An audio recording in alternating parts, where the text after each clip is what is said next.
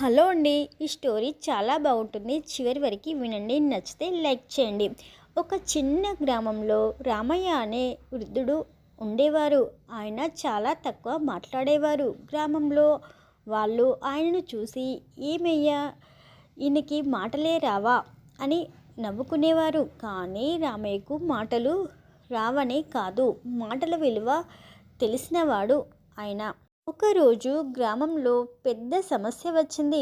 పంటలు నీరు లేక ఎండిపోయే పరిస్థితి. అందరూ గొడవలు, ఆరోపణలు, వారే కారణం కాదు నువ్వే అని పెద్ద పెద్ద మాటలు. అప్పుడు గ్రామ పెద్దలు రామయ్యను పిలిచారు. నువ్వేమైనా చెప్పాలా అని అడిగారు.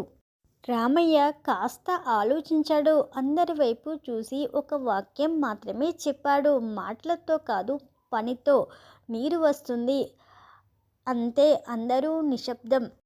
తర్వాత రామయ్య ముందుకు వెళ్ళి పాత బావి దగ్గరికి తీసుకెళ్ళాడు. ఎవరు పట్టించుకోలేని ఆ బావిలో చిన్న మరుమత్నాలు వేసి నీరు బయటికి తీసుకొచ్చాడు. గ్రామానికి మళ్ళీ జీవం వచ్చింది. పంటలు పచ్చగా మారాయి. అప్పుడు గ్రామస్తులకు అర్థమైంది, ఎక్కువగా మాట్లాడేవారు గొప్పవారు కాదు, అవసరమైనప్పుడు సరైన మాట చెప్పేవారే జ్ఞాని. ఆ రోజు నుంచి రామయ్యను నిశ్శబ్దంలో మాట్లాడే జ్ఞాని అని పిలిచారు. ఈ కథలో సందేశం ఏంటంటే, మాటల సంఖ్య కాదు, మాటల అర్థమే జీవితాన్ని మార్చేస్తుంది. అంతే కదా. నచ్చితే లైక్ చేయండి, సబ్స్క్రైబ్ చేయండి.